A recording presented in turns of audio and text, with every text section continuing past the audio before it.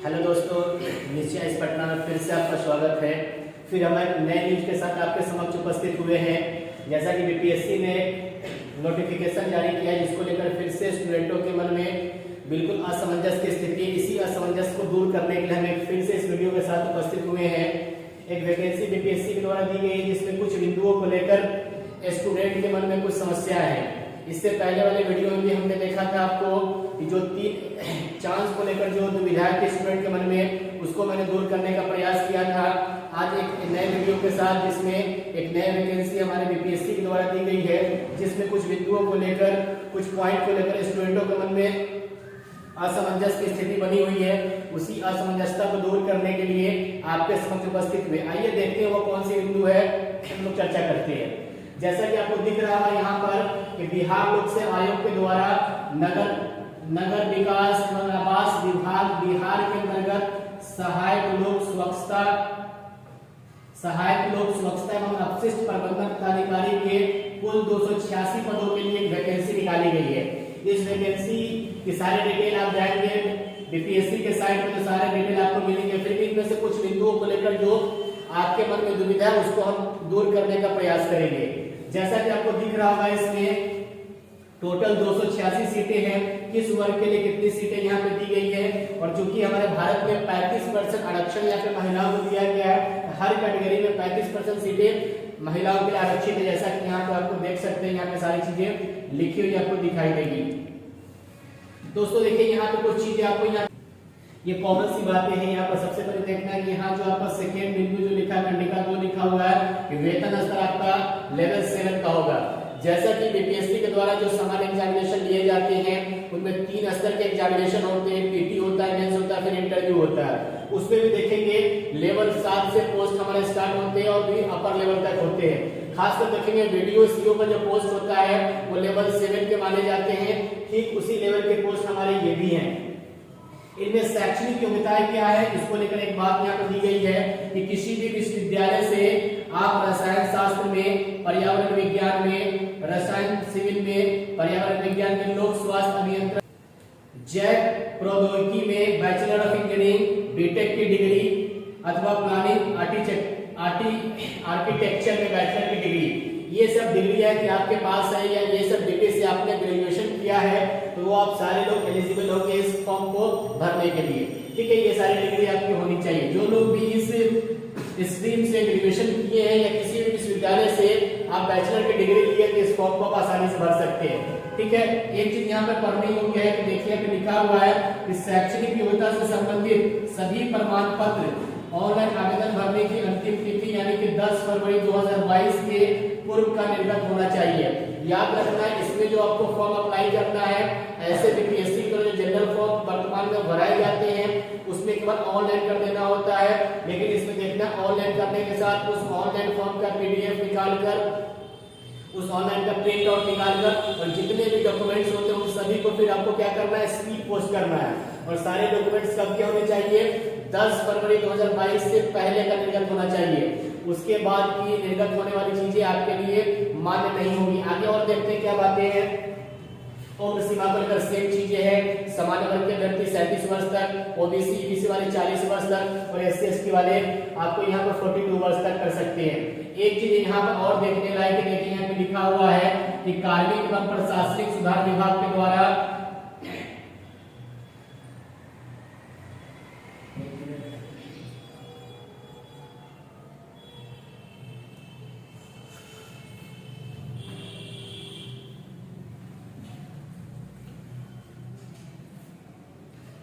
ये चीजें हमने पिछले वीडियो में बताया था कि निरंतर देखिए, बिहार सरकार के सरकारी सेवक को आयु सीमा में छूट का दावा करने की स्थिति में सक्षम पदाधिकारी द्वारा निर्गत प्रमाण पत्र जमा करना होगा।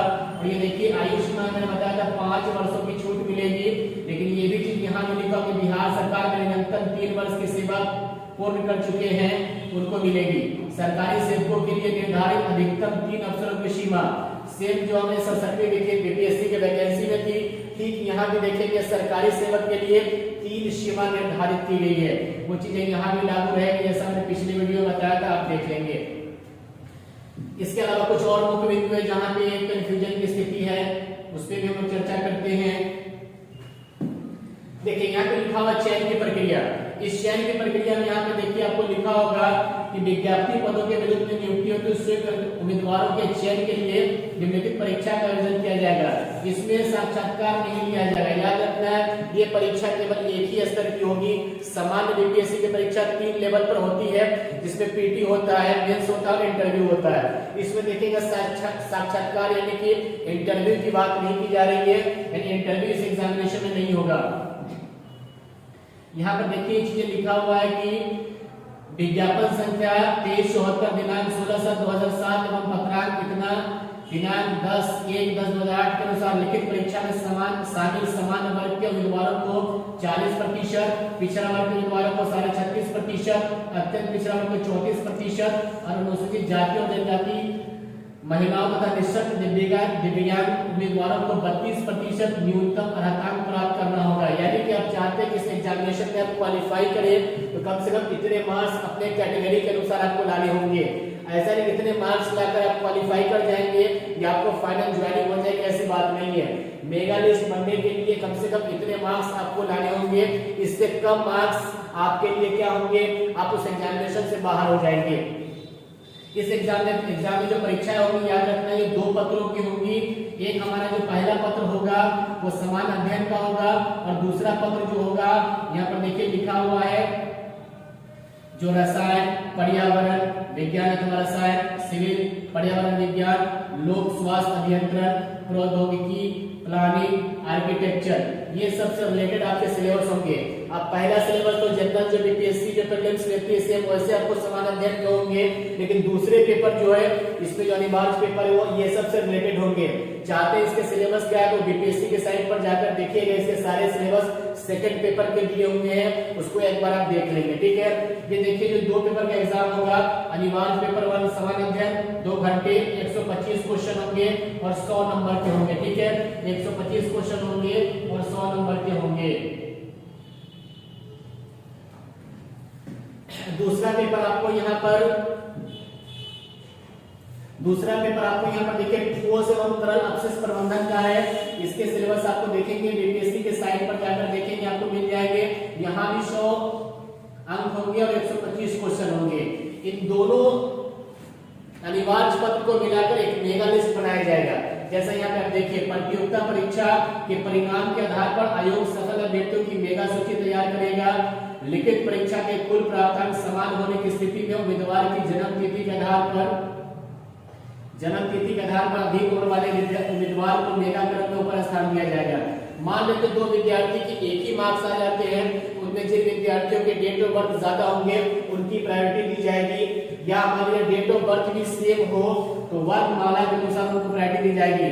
जिनका वर्णमाला के अनुसार पहले नाम आता, मान लीजिए किसी का ए से नाम है, किसी का बी से है, जिनका ए से नाम स्टार्ट होगा उनको प्रायोरिटी दी जाएगी। इस प्रकार मेगा लिस्ट बनेगा, दोस्तों याद रखना है। आरक्षण के संदर्भ में याद रखना, आप जिस भी कैटेगरी में आते हैं उसमें आरक्षण वाले आपको प्रमाण पत्र अवश्य जमा करने होंगे।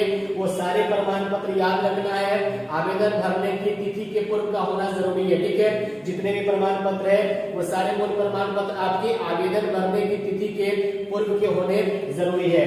कि जिस भी कैटेगरी में आते हैं फॉर्म भरते समय इस कैटेगरी कोड का भी आप प्रयोग करेंगे। जिस भी कैटेगरी में आते हैं तभी आपको आरक्षण का लाभ मिल पाएगा। देखिए एक चीज और यहाँ पे याद रखना है कि देखिए आरक्षण का दावा करने वाले विवाहित महिलाओं के लिए, जो भी महिलाएं विवाहित है यदि वो आरक्षण का दावा करती है तो उनके लिए क्रीमी लेयर रहित प्रमाण पत्र या जाति प्रमाण पत्र जो भी है, जिस कैटेगरी में भी आप आते हैं आपको क्रीमी लेयर, और ओबीसी बीसी में आते हैं तो क्रीमी लेयर बनवाने होंगे या जाति प्रमाण पत्र बनवाने होंगे। याद रखना विशेषकर विवाहित महिलाओं के लिए उनके पिता के नाम से, ठीक है, उनके पिता के नाम एवं पता से निर्गत होना चाहिए। यानी उनका क्रीमी लेयर प्रमाण पत्र या जाति प्रमाण पत्र जो है उनके पति के नाम से न होकर उनके पिता के नाम से एवं उनके पिता के जो पता उस नाम से निर्गत होना चाहिए। ये अवश्य बिल्कुल स्पष्ट लिखा हुआ है, तो याद रखना है। यदि उनके पति के नाम से होगा तो उनको आरक्षण का लाभ नहीं मिलेगा, पिता के नाम से होगा तो आरक्षण का लाभ मिलेगा।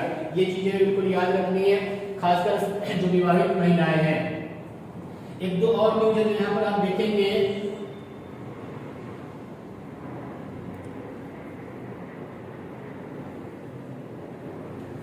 देखिए यहाँ पर लिखा हुआ है जो भी आरक्षण के लिए देखिए जो विज्ञान जो आपको स्वतंत्रता सेनानी वाले लोग हैं उनको 2% आरक्षण यहाँ पे लिखा हुआ है।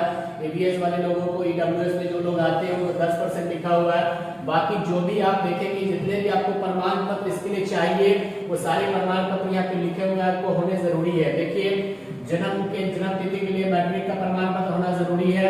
शैक्षणिक योग्यता के लिए जो भी आपको बीए कंडिका 3 में मैंने जो बताया है वो सारे प्रमाण पत्र होने चाहिए। अंक पत्र होना चाहिए। पिछड़ा वर्ग के लिए क्रीमी रहित प्रमाण पत्र होना चाहिए।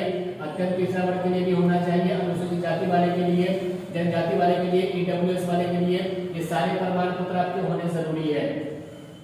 ठीक है, ये सारी चीजें। इसके अलावा देखिए फॉर्म भरते समय आपको पहचान पत्र फोटो युक्त होना चाहिए। हाल का खींचा हुआ 4 फोटो होना चाहिए। ये सब भी आप देख लेंगे एक बार। ये फी दिया हुआ किसके लिए कितने फी चाहिए वो देख लेंगे। ये सारी चीजें दी है। ऑनलाइन आवेदन भरने की तिथि जैसा आपको पता है कि 17 जनवरी से स्टार्ट है, तो 17 जनवरी से स्टार्ट हो गए 10 फरवरी तक चलेगा। ठीक है, सारी चीज दिया हुआ है। तो आप ऑनलाइन करना है। ये 17 जनवरी से स्टार्ट है, 10 फरवरी तक चलेगा। और सारे जितने भी आपको फॉर्म भरेंगे उसके जो आपको प्रिंट आउट निकाल कर सारे डॉक्यूमेंट के साथ 24 फरवरी तक जमा करना है। ठीक है, सारे डॉक्यूमेंट के साथ 24 फरवरी तक जमा करना है। इसमें भी एक चीज है कि मान लेते हैं आप फॉर्म भर रहे हैं, रजिस्ट्रेशन कर रहे हैं, रजिस्ट्रेशन करते समय कुछ गलतियां हो जाती है तो यहाँ पे एडिट करने का भी ऑप्शन है। ठीक है, गलतियां हो जाती है तो यहाँ पे एडिट करने का भी ऑप्शन है। थोड़ा इस पे चर्चा कर लेते हैं। एडिट आप कर सकते हैं। तो देखिए यहाँ पर एडिट करने के लिए जब भी आप रजिस्ट्रेशन करेंगे, ठीक है, रजिस्ट्रेशन करेंगे और ये प्रिंट देखिए रजिस्ट्रेशन करने के बाद जब आप पेमेंट करेंगे, पेमेंट करने के बाद देखेंगे आपको क्या क्या चीज में हो सकती है छूट, कब आप एडिट कर सकते हैं। पेमेंट करने के बाद बहुत सारी चीजें में एडिट नहीं कर सकते। रजिस्ट्रेशन करने के पश्चात आप एडिट कर सकते हैं। कुछ बिंदु को देखेंगे यहाँ पर आप तो आप समझ जाएंगे कहाँ कहाँ एडिट कर सकते हैं।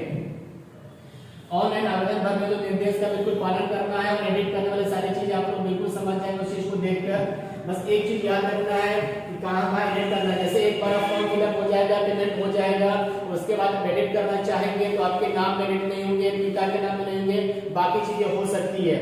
देखिए बहुत सारे लोग 2-2 बार फॉर्म भर देते हैं तो 2 बार भी फॉर्म नहीं भरना, क्योंकि 2 बार फॉर्म भरने की स्थिति में आपका फॉर्म रिजेक्ट माना जाएगा।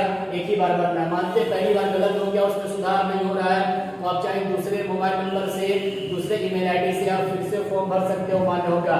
एक बार पेमेंट करने के बाद किसी प्रकार का प्रॉब्लम आता है तो दोबारा आपको पेमेंट वापस नहीं होगा। ये सारी चीजें इसमें लिखी हुई है, एक बार आप देख लेंगे उसको।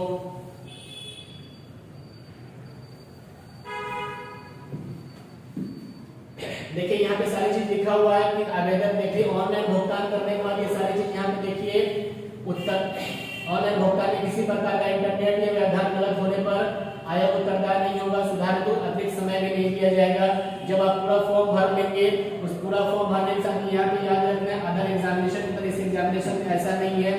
सारे फॉर्म भरने के साथ साथ भी देखेंगे सारी चीज आपको प्रिंट आउट भेजने हैं। देखिए यहाँ पर लिखा हुआ है कि जब फॉर्म भर लेंगे उसका प्रिंट आउट निकाल लेंगे और साथ में हार्ड कॉपी के साथ सक्षम पदाधिकारी द्वारा निर्मित लिखित निम्नलिखित प्रमाण पत्र को स्व प्रमाणित करके संलग्न करना है। ऐसा नहीं कि फॉर्म भर के छोड़ देना है। फॉर्म भरने के बाद जो भी प्रिंट आउट होंगे उस प्रिंट आउट को निकाल कर सारे डॉक्यूमेंट्स को उसमें संलग्न करके आपको स्पीड पोस्ट करना है 24 फरवरी तक। सारे आपके फॉर्म जो होंगे वो सारे जो आपके पत्र होंगे सारे सेल्फ अटेस्टेड होने चाहिए। उनमें मैट्रिक का प्रमाण पत्र देखेंगे यहाँ पे प्रमाण पत्र ओरिजिनल आपका सर्टिफिकेट होना चाहिए, अंक पत्र होना चाहिए, जिस भी कैटेगरी में आता है उस कैटेगरी का आपका प्रमाण पत्र होना चाहिए। सारे को 24 फरवरी तक आपको भेज देना। चीजें यहाँ पर याद रखना है। बहुत सारे लोग पूछ रहे थे कि बहुत सारे हम लोग आवेदन कर सकते हैं या नहीं कर सकते हैं। जो भी चीज मैंने बताई कि किन किन स्ट्रीम से आपने ग्रेजुएशन किया है वही लोग आवेदन कर सकते हैं। दूसरी बात ये आवेदन करते समय कब एडिट का ऑप्शन है ये चीज भी ध्यान रखना है और ऐसा नहीं फॉर्म भरकर छोड़ देना है। सारे हार्ड कॉपी को भी 24 फरवरी तक आपको भेज देना है। दूसरी बात जितने भी आपके प्रमाण पत्र है सारे प्रमाण पत्र आवेदन भरने की तिथि के पूर्व, यानी मान लीजिए डेट यदि बढ़ जाता है तो निर्धारित डेट जब तक की होगा उसके पूर्व का होना आवश्यक है। उम्मीद करते हैं कि जितना भी इंफॉर्मेशन मैंने इसमें बताया आप बिल्कुल इसको समझ पाए होंगे, और इसी प्रकार की और भी कोई जानकारी होगी, इस प्रकार की कोई भी दुविधा होगी तो फिर से अगले वीडियो में उसको हम लोग समाधान करने का प्रयास करेंगे। इसके पहले वाले वीडियो में भी हमने समाधान किया था, वो चीजें भी आप लोग समझ गए होंगे। इससे संबंधित भी जो भी दुविधाएं होगी आपके मन में, वो भी उम्मीद करते हैं कि आप उस चीज को समझ पाए होंगे। फिर से हम लोग मिलते हैं इसी प्रकार के किसी भी नए वीडियो में, जिसमें देखेंगे और भी कोई दुविधा होगी तो उसके साथ मिलते हैं। आज के लिए बस इतना ही, धन्यवाद, थैंक यू।